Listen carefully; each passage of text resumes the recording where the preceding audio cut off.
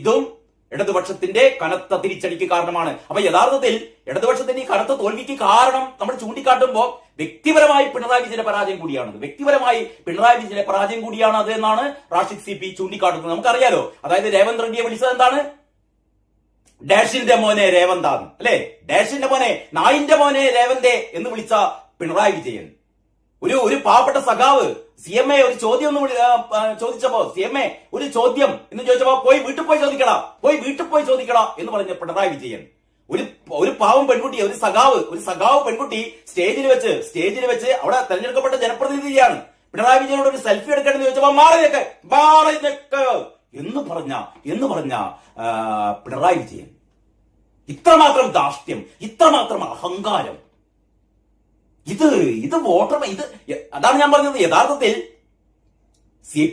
CPM-കാർ തന്നെയാണ് ഇത്തവണ മറിച്ചു കുത്തിയിരിക്കുന്നത് എന്ന്. അടുത്ത മാസം 4-ാം തീയതി പുറത്തുവരുന്ന തെരഞ്ഞെടുപ്പ് റിസൾട്ട് CPM-നെ സംബന്ധിച്ചിടത്തോളം, അതല്ലെങ്കിൽ LDF-നെ സംബന്ധിച്ചിടത്തോളം, മുഖ്യമന്ത്രി പിണറായി വിജയനെ സംബന്ധിച്ചിടത്തോളം അതിനിർണായകമായിരിക്കും. കാരണം മുഖ്യമന്ത്രിയുടെ ഏകാധിപത്യ ധിക്കാരപരമായ സമീപനങ്ങൾക്കും നിലപാടുകൾക്കുമെതിരെയുള്ള സ്വന്തം പാർട്ടി അണികളിൽ നിന്ന് തന്നെ അതിശക്തമായ തിരിച്ചടി നേരിടാനാണ് സാധ്യത. ആ പോസ്റ്റില് റാഷിദ് പറയുന്നു, 2001 ശേഷം ഇടതുപക്ഷത്തേക്ക് അടുത്ത ന്യൂനപക്ഷ വോട്ടിന്റെ പരിപൂർണമായ റിവേഴ്സ് സ്വീപ്പ് എന്ന് പറയുന്നത്, അതായത് ഇതിന് അടിസ്ഥാനമായി റാഷിദ് പറയുന്ന ഏറ്റവും പ്രധാനപ്പെട്ട കാരണം എന്ന് പറയുന്നത് 2001 ശേഷം ഇടതുപക്ഷത്തേക്ക് അടുത്തിരുന്ന ന്യൂനപക്ഷ വോട്ടുകൾ പരിപൂർണമായി ഇടതുപക്ഷത്തിന് നഷ്ടപ്പെടുകയും അത് UDF-ലേക്ക് പോവുകയും ചെയ്തു. വളരെ വളരെ കൃത്യമായ നിഗമനമാണ്. ന്യൂനപക്ഷ വോട്ടുകൾ മുഴുവനും UDF-ലേക്ക് പോയി.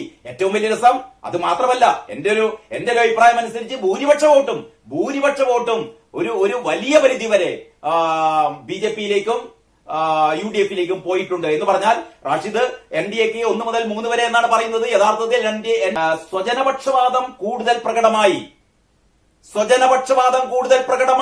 സഖാക്കളെ ശ്രദ്ധിക്കണം കേട്ടോ, റാഷിദ് CPന്റെ പ്രവചനത്തിന്റെ ആ ഒരു അനാലിസിസ് ആണ്. അതായത് സ്വജനപക്ഷപാതം കൂടുതൽ പ്രകടമായി. അത് ഇടത് അടിസ്ഥാന അനുഭാവ വോട്ടർമാരെ ഒരേപോലെ നിരാശപ്പെടുത്തി എന്ന് പറഞ്ഞാൽ CPM-ലെ പലരും ഇത്തവണ CPM-ന് വോട്ട് ചെയ്തിട്ടില്ല. അവർ മറിച്ചുകുത്തി. കാരണം സ്വജനപക്ഷപാതം കൂടുതൽ പ്രകടമായി. അത് ഇടതുപക്ഷത്തുള്ളവരെ തന്നെ ഇടതുപക്ഷത്തോട് ആഭിമുഖ്യമില്ലാത്തവരാക്കി മാറ്റി. മറ്റൊന്ന്, രാഷ്ട്രീയ നിലപാടിലെ തുടർച്ചയായ അസ്ഥിരത. നമുക്കറിയാം, ഈ PMC പദ്ധതിയിൽ ഒപ്പുവെച്ചു, പിന്നെ എന്താ പറയാ, ആരോടും അതിനെക്കുറിച്ച് ചർച്ച ചെയ്തില്ല. അതിനുശേഷം CPI-ക്കാർ ഒച്ചപ്പാടും ബഹളം ഉണ്ടാക്കിയപ്പോ അതിന് ഒപ്പുവെക്കുന്നില്ല എന്ന് പറഞ്ഞു.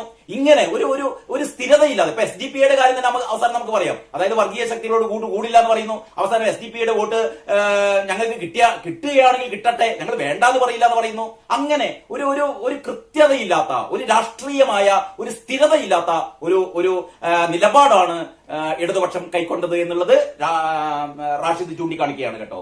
രാഷ്ട്രീയ നിലപാടിലെ തുടർച്ചയായ അസ്ഥിരത ഇടത് രാഷ്ട്രീയ ബോധ്യമുള്ള മനുഷ്യരെ ആകെ നിരാശപ്പെടുത്തി. മറ്റൊന്ന്, ഏറ്റവും പ്രധാനപ്പെട്ട ഒരു കാര്യം കൂടി റാഷിദ് പറയുന്നുണ്ട് കേട്ടോ. അതിതാണ്, മുഖ്യമന്ത്രിയുടെ വ്യക്തിഗത ഗ്രാഫിൽ സമാനതകളില്ലാത്ത കുറവ് സംഭവിച്ചു. 2021 മുഖ്യമന്ത്രി പിണറായി വിജയന്റെ വ്യക്തിഗത ഗ്രാഫ് ഉയർന്നിരുന്നു. നമുക്കറിയാം, ഈ പ്രളയവും കോവിഡിനൊക്കെ ശേഷം ഇതിന്റെയൊക്കെ ഒരു സംരക്ഷകൻ, ഒരു കരുതൽ, ജനങ്ങളെയാകെ സംരക്ഷിച്ചു നിർത്തുന്നത് താനാണ് എന്ന് പറയുന്ന ആ രീതിയിലുള്ള ഒരു പരിവേഷം മുഖ്യമന്ത്രി പിണറായി വിജയന് ലഭിച്ചിരുന്നു. അത് ഇത്തവണ അതാകെ കളഞ്ഞു കുളിച്ചു. പിണറായി വിജയൻ എന്ന് പറയുന്നത് ഏറ്റവും ആൾക്കാർക്ക് മുഴുവനും അറപ്പും വെറുപ്പും ഉണ്ടാക്കുന്ന ഒരു പ്രതീകമായിട്ട് മാറി. 2021 അങ്ങനെയല്ലായിരുന്നു. ഇതും ഇടതുപക്ഷത്തിന്റെ കനത്ത തിരിച്ചടിക്ക് കാരണമാണ്. അപ്പൊ യഥാർത്ഥത്തിൽ ഇടതുപക്ഷത്തിന്റെ ഈ കനത്ത തോൽവിക്ക് കാരണം നമ്മൾ ചൂണ്ടിക്കാട്ടുമ്പോൾ വ്യക്തിപരമായി പിണറായി വിജയന്റെ പരാജയം കൂടിയാണ് അത് എന്നാണ് റാഷിദ് CP ചൂണ്ടിക്കാട്ടുന്നത്. നമുക്കറിയാലോ, അതായത് രേവന്ത് റെഡ്ഡിയെ വിളിച്ചത് എന്താണ്? ഡാഷിന്റെ മോനെ രേവന്താണ്, അല്ലെ? ഡാഷിന്റെ മോനെ, നായിന്റെ മോനെ രേവന്തേ എന്ന് വിളിച്ച പിണറായി വിജയൻ ഒരു പാവപ്പെട്ട സഖാവ് CMA ഒരു ചോദ്യം ഒന്ന് ചോദിച്ചപ്പോ, CMA ഒരു ചോദ്യം എന്ന് ചോദിച്ചപ്പോ പോയി വീട്ടിൽ പോയി ചോദിക്കടാ എന്ന് പറഞ്ഞ പിണറായി വിജയൻ ഒരു പാവം പെൺകുട്ടി, ഒരു സഖാവ് പെൺകുട്ടി സ്റ്റേജിൽ വെച്ച് അവിടെ തെരഞ്ഞെടുക്കപ്പെട്ട ജനപ്രതിനിധിയാണ്. പിണറായി വിജയനോട് ഒരു സെൽഫി എടുക്കണമെന്ന് ചോദിച്ചപ്പോ മാറി നിൽക്ക് എന്ന് പറഞ്ഞ പിണറായി വിജയൻ ഇത്രമാത്രം ധാർഷ്ട്യം, ഇത്രമാത്രം അഹങ്കാരം, ഇത് വോട്ടർ അതാണ് ഞാൻ പറഞ്ഞത്. യഥാർത്ഥത്തിൽ സി പി എമ്മുകാർ തന്നെയാണ് ഇത്തവണ മറിച്ചു കുത്തിയിരിക്കുന്നത് എന്ന് പറഞ്ഞാൽ ഇത്തരത്തിൽപ്പെട്ട ഒരു സാധനത്തിന്റെ, ഇത്തരത്തിൽപ്പെട്ട ഒരു മുതലിനെ ഇനി വേണ്ട, പിണറായി വിജയനെ വേണ്ട എന്നുള്ളതാണ് ഇവിടെ സി പി എമ്മുകാർ പറയുന്നത്. റാഷിദ് അങ്ങനെ പറഞ്ഞിട്ടില്ലെങ്കിലും റാഷിദിന്റെ ഈ വരികൾക്കിടയിൽ നമുക്ക് വായിച്ചെടുക്കാവുന്ന കാര്യം അതാണ്.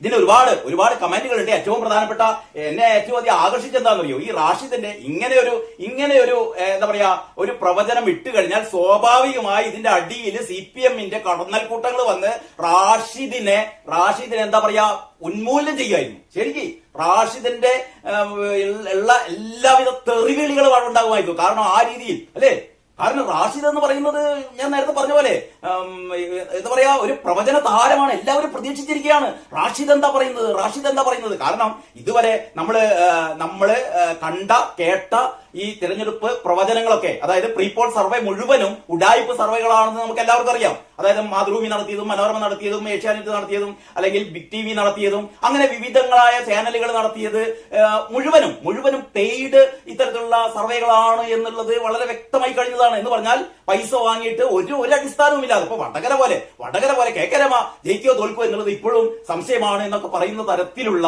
സർവേകളൊക്കെയാണ് നമ്മൾ കണ്ടത്. അപ്പൊ അത്തരം സർവേകളൊക്കെ കണ്ടും കേട്ടും മടുത്ത ആൾക്കാര് കാത്തിരിക്കുകയാണ്. റാഷിദ് എന്താ പറയാ, പ്രത്യേകിച്ചും 2021 പിണറായി വിജയനാണ് വരിക. 100 സീറ്റുകളോടെ പിണറായി വിജയൻ രണ്ടാമതും അധികാരത്തിൽ വരും എന്ന് പ്രവചിച്ച റാഷിദ് 3ാം തവണ അധികാരത്തിൽ വരുമോ എന്ന് ചോദിക്കുമ്പോഴാണ് റാഷിദ് പറയുന്നത് വരില്ല.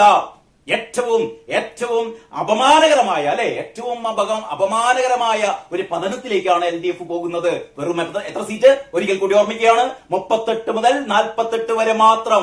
ഇതാണ് 100 എന്നൊക്കെ ഗോവിന്ദനും ഈ ഇരട്ടച്ചങ്ങനൊക്കെ പാട്ടുപാടി നടന്നപ്പോഴാണ് റാഷിദ് പറയുന്നത് 48, പരമാവധി 48, കുറഞ്ഞതാണെങ്കിൽ 38. അതേസമയം UDF എത്രയാണ്, 91 മുതൽ 102 വരെ, NDAക്ക് 1 മുതൽ 3 വരെ. ഇനി കുറച്ച് ഈ എന്താ പറയാ ഈ പോസ്റ്റിന് ശേഷം വന്ന കുറച്ച് അഭിപ്രായങ്ങൾ ഞാൻ പറഞ്ഞു തുടങ്ങിയതായിരുന്നു. കാരണം അന്തംഗമ്മികൾ ഇതിന്റെ അടിയിൽ വന്നിട്ട് പൊങ്കാല ഇടുന്നില്ല. കാരണം അന്തംഗമ്മികൾക്ക് മനസ്സിലായി എന്ന് പറഞ്ഞാൽ ഇവിടത്തെ അന്തംഗമ്മികൾക്കെല്ലാം മനസ്സിലായിട്ടുണ്ട് CPM കനത്ത തോൽവിയിലേക്കാണ് പോകുന്നത്. അപ്പൊ പിന്നെ വെറുതെ വന്നിട്ട് റാഷിദിനെ ചീത്ത പറയേണ്ട കാര്യമില്ലല്ലോ. റാഷിദ് പറഞ്ഞത് 100 അല്ല 101% ശരിയാണ് എന്ന് ഇവിടത്തെ സഖാക്കളൊക്കെ വിശ്വസിക്കുന്നുണ്ട്. പക്ഷെ ഇവർക്ക് പറയാൻ പേടിയാണെന്ന് മാത്രമേ ഉള്ളൂ. ഇതിന്റെ അടിയിൽ വന്നിരിക്കുന്ന 1-2 കമന്റുകൾ ഇങ്ങനെയാണ്. സംഗീത് വിനായകൻ പറയുന്നു, എന്നാ പിന്നെ മെയ് 4 വരെ കാത്തിരിക്കേണ്ട, സതീശൻ മുഖ്യമന്ത്രിയും ചെന്നിത്തല ആഭ്യന്തരമന്ത്രിയും ആവട്ടെ, സ്പീക്കർ അൻവർ മതി, അല്ലെങ്കിൽ KM ഷാജി, പിണറായി അവരെയൊക്കെ സാറേ എന്ന് വിളിച്ച് ചമ്മട്ടെ. ഇതൊക്കെ യഥാർത്ഥത്തിൽ സംഭവിക്കും. KK രമയോ അൻവറോ KM ഷാജിയോ ഒക്കെ സ്പീക്കർ കസേരയിൽ ഇരുന്നാൽ പിണറായി വിജയൻ എഴുന്നേറ്റ് സാർ എന്ന് വിളിക്കേണ്ടി വരുന്നേ. ഇത് ജനാധിപത്യമാണ്. അതാണ് സംഗീത് വിനായകൻ ചൂണ്ടിക്കാണിക്കുന്നത്. അജിത്ത് പറയുന്നു, താങ്കളുടെ പ്രവചനം നേരായി ഭവിക്കട്ടെ, ജനങ്ങൾ അത്രയ്ക്ക് സഹിച്ചിരിക്കുന്നു. കാരണം ജനങ്ങളാകെ സഹികെട്ടിരിക്കുകയാണ്. പണ്ട്